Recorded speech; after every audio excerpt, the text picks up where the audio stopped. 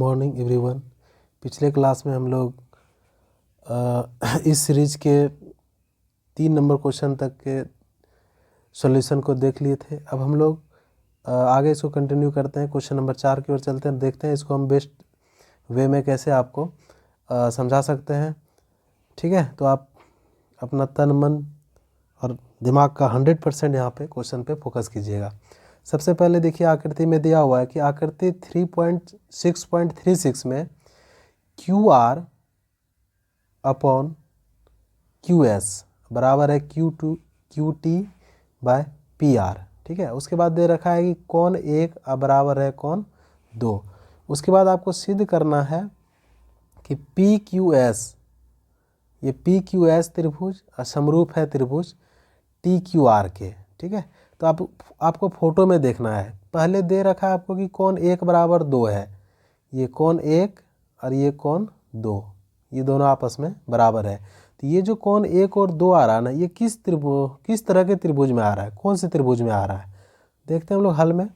देखिए, कौन 1 और कौन 2, ये कौन 1 और कौन 2 त्रिभुज अगर हम PQR लें, त्रिभुज PQR में, त्रिभुज PQR में कौन 1 और कौन 2 आ रहा है। तो कौन 1 और कौन 2 दिया हुआ है, दिया है। ठीक है, तो कौन 1 और कौन 2 अगर त्रिभुज PQR का बराबर है तो कौन 1 के सामने जो भुजा बन रहा है आपका, वो बन रहा है PR। ठीक है, और कौन 2 के सामने, कौन 2 के सामने भुजा बन रहा है आपका PQ। तो ये भुजा भी क्या होगी, बराबर। कैसे, तो हम लोग जानते हैं कि अगर किसी त्रिभुज के सम्मुख भुजा अगर बराबर हो तो उसका कोण बराबर होगा, और जस्ट इसका उल्टा, अगर सम्मुख कोण बराबर हो तो उसकी भुजाएं भी बराबर होगी। ठीक है, तो यहाँ से हम लोग क्या निकाल पाए कि कोण बराबर दिया हुआ था तो भुजा भी बराबर हो गया। ठीक है, अब आपको क्या दिया हुआ है क्वेश्चन में, क्वेश्चन में दे रखा है पहले से कि QR/QS। तो सबसे पहले लिखते हैं, दिया है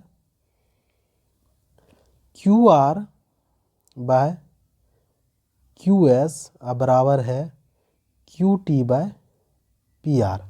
तो आप इसको ऐसे लिख सकते हैं कि QR/QS बराबर QT/ ये जो PR है, PR के जगह पर आप लिख सकते हैं PQ, तो PQ। ठीक है, ऐसा हम लोग निकाल पाए।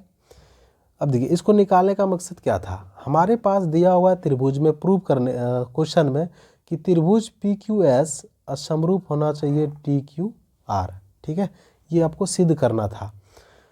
PQS और TQR में ये भुजा आ रहा है। ठीक है, इसलिए हम लोग ऐसा इसको लाने का यहाँ कोशिश किए। ठीक है, और वो आ गया। तो हम देखते हैं अब त्रिभुज PQS तथा त्रिभुज TQR में अगर हम लोग यहाँ त्रिभुज के समरूपता की कसौटी को ला सके, उसको यहाँ दिखा पाए, प्रूव कर पाए, तो त्रिभुज समरूप हो जाएगा। ठीक है, ऐसे क्वेश्चन का एक ही उपाय है, जितना से जितना ज़्यादा आप सोचेंगे तभी ये बनने वाला है, अन्यथा आपको समझ में क्वेश्चन नहीं आएगा। ठीक है, इसलिए आप सोचिए, बार बार क्वेश्चन को रिपीट कीजिए, प्रोसेस समझिए, फोटो क्या कर रहा है, आकृति क्या कर रहा है वो समझिए, तभी आपसे बनेगा। दौड़ भाग करने से ये क्वेश्चन आपसे सॉल्व नहीं होने वाला है और समझ में भी नहीं आने वाला है। ठीक है, तो देखिए, सबसे पहले QR/QS दिख रहा है आपको, PQS और TQR में आ रहा है नहीं आ रहा, देख लीजिए इसको। QR ये हो गया QR, तो ये यहाँ से यहाँ तक आ जाएगा आपका QR। ठीक है, पूरा यहाँ तक, बट एक QS, तो ये हो गया आपका QS कौन वाला, QS यहाँ तक, QR/QS। इसको हम दूसरे कलर से दिखा देते हैं, ये हो गया आपका QS। इसका अनुपात बराबर है QT/PQ के। तो सबसे पहले QT देखिए, QT ये पूरा यहाँ से यहाँ तक बड़े वाले त्रिभुज में, ठीक है। और दूसरा आपके पास क्या दिखा, पी क्यू, तो पी क्यू कहाँ आया आपका, तो पी क्यू यहाँ से यहाँ तक, आप इसको क्यू पी भी बोल सकते हैं। इस दोनों का अनुपात बराबर है। अब बोलिए जिस त्रिभुज में हम लोग ढूंढ रहे थे पी क्यू एस, तो आया ना पी क्यू एस यहाँ पे, फिर था आपका टी क्यू आर, तो ये हो गया टी क्यू आर।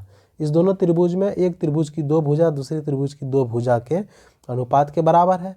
और इस दोनों त्रिभुज से क्या दिख रहा है आपको कि कौन त्रिभुज पी क्यू एस का और त्रिभुज टी क्यू आर का दो कौन कॉमन आ रहा है, कौन सा, तो कौन क्यू, यहाँ से कौन क्यू पी क्यू आर का और टी क्यू आर का भी कौन क्यू एक ही है दोनों, तो उसको बोलते हैं हम लोग उभयनिष्ठ कॉमन। अगर उभयनिष्ठ है तो दोनों बराबर हो गया, एक ही में है, ठीक है। कौन एक जो था वो दोनों में आ गया तो उभयनिष्ठ हो गया। तो आपको दिख रहा है इसमें दो भुजा और एक कौन बराबर है, तो इसको हम लोग बोल सकते हैं, इसलिए त्रिभुज पी क्यू एस समरूप हो गया त्रिभुज टी क्यू आर के। कौन सी समरूपता कसौटी से, तो एस ए एस समरूपता क्राइटेरिया से, ठीक है। तो ऐसा हम लोग इसको प्रूव कर पाए। तो इसको आप कॉपी कीजिए, फिर हम अगले क्वेश्चन की ओर चलते हैं। जब तक आप ऐसे क्वेश्चन को सोचोगे नहीं तो आपसे ये क्वेश्चन सॉल्व होने वाला नहीं है, ठीक है। इसलिए आप सोचिए, पीछे थियरीज वगैरह देखिए, पढ़िए, तभी आपको समझ में आएगा, ठीक है। क्वेश्चन नंबर 5 क्या कह रहा है, देखिए कि त्रिभुज पी क्यू आर की भुजा पी आर और क्यू आर को क्रमशः बिंदु एस और टी तक इस प्रकार बढ़ाया गया है कि एंगल पी बराबर है आर टी एस। तो सिद्ध कीजिए आर पी क्यू समरूप होगा आर टी एस। सबसे पहले ऐसे क्वेश्चन में हम लोग अच्छे तरह से क्वेश्चन को पढ़ के फिगर ड्रॉ करें। अगर फिगर आप ड्रॉ कर पाए, फोटो आप अगर इसका बना पाए, तो आपसे क्वेश्चन आसानी से सॉल्व हो जाएगा। सबसे पहले देखिए क्या बोल रहा है कि त्रिभुज पी क्यू आर, तो हम लोग बना लेते हैं त्रिभुज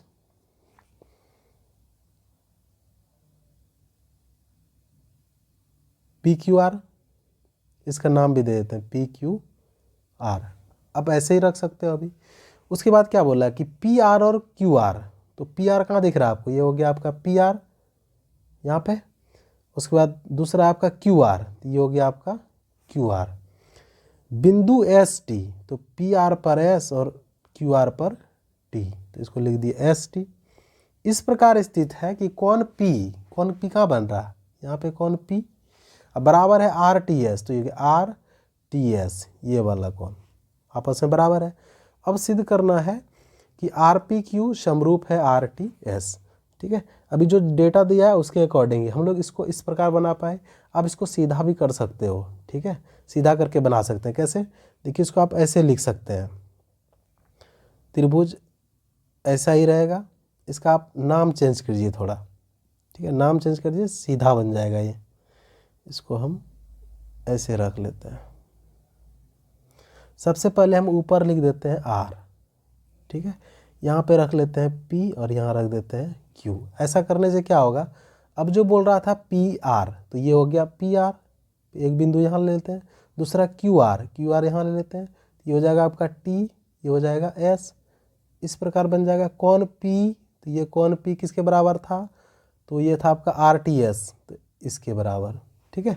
दोनों फोटो सेम है, सिर्फ आप इधर उल्टा हुआ था तो थोड़ा समझ में कम आ रहा था आकृति एक। अब दूसरा वाला जो नीचे ये बनाए, ये आपको ज़्यादा समझ में आ रहा होगा, ठीक है। तो आप इसको देख लीजिए। नीचे वाला से ही हम क्वेश्चन के बारे में बताएंगे, ठीक है। नीचे वाला पे आकृति, ऊपर भी सेम है नीचे भी सेम है, दोनों में से जो आपको समझ में आप उसको देख लीजिए और दोनों को देख लीजिए। अब क्या कह रहा है कि सिद्ध कीजिए, जो जो डेटा हमारे पास दिया हुआ था उसको हम फोटो में लिख लिए, ठीक है। अब हमको सिद्ध करना है कि त्रिभुज आर पी क्यू, तो जिस त्रिभुज को हमें समरूप सिद्ध करना है उसी त्रिभुज के लेके चलते हैं हम लोग। त्रिभुज आर पी क्यू तथा त्रिभुज आर टी एस में, R P Q R T S में क्या दिख रहा है, आर पी क्यू दिख रहा है आपको, आर पी क्यू, ये बड़ा वाला त्रिभुज। और दूसरा त्रिभुज था आपका आर टी एस, कौन सा, तो RTS। RTS कहाँ दिख जाएगा आपको, तो ये हो जाएगा आपका RTS, RTS।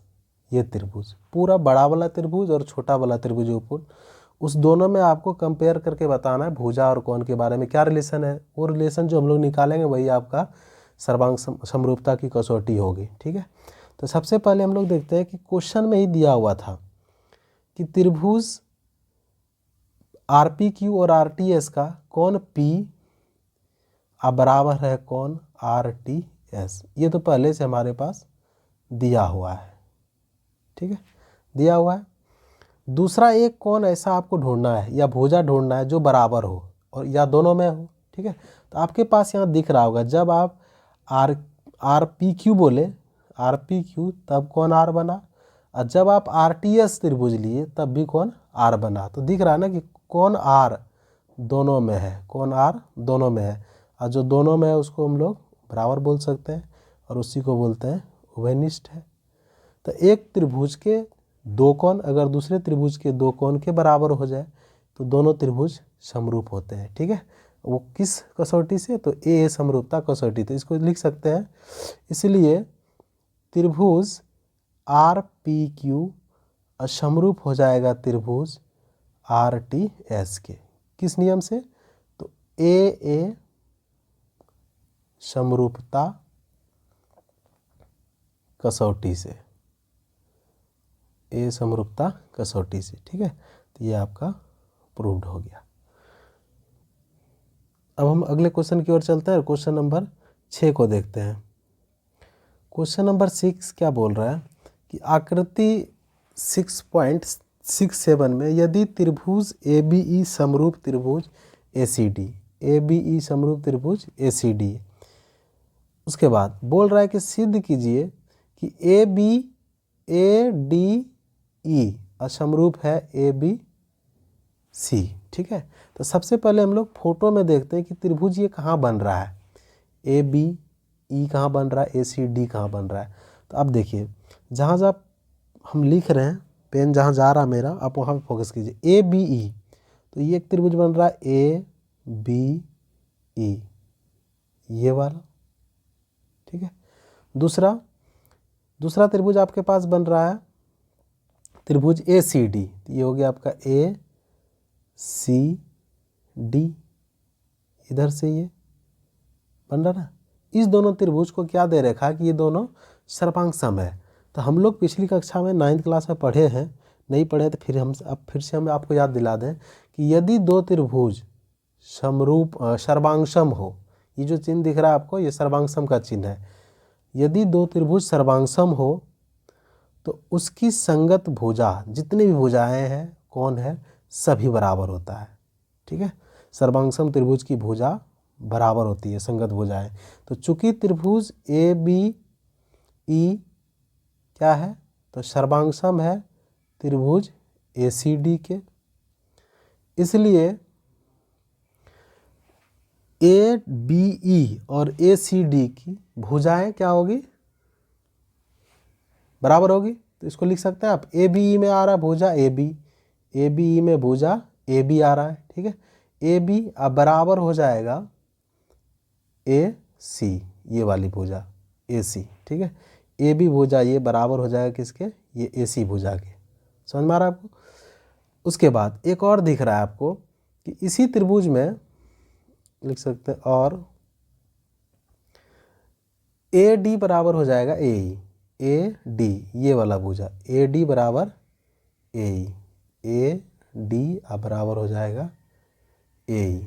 क्यों होगा, तो इसको बोल सकते हैं आप, यहाँ पे लिख सकते हैं आप, सर्वांग सम त्रिभुज की संगत भुजाएं बराबर होती है। ठीक है, यहाँ लिख सकते हैं आप, सर्वांग सम त्रिभुज की संगत भुजाएं बराबर होती है, आप कॉपी कर दीजिएगा वहाँ। ठीक है, अब देखिए क्वेश्चन में क्या बोल रहा है कि सिद्ध कीजिए कि त्रिभुज ADE समरूप होता है त्रिभुज ABC। तो हम लोग आते हैं अब त्रिभुज ADE तथा त्रिभुज ABC में, त्रिभुज AD तथा ABC, तो त्रिभुज ADE तथा ABC में हम लोग भुजा और कोण में रिलेशन देखते हैं। तो सबसे पहले ADE में आइए। ADE में, ADE आपको त्रिभुज दिख रहा है ADE,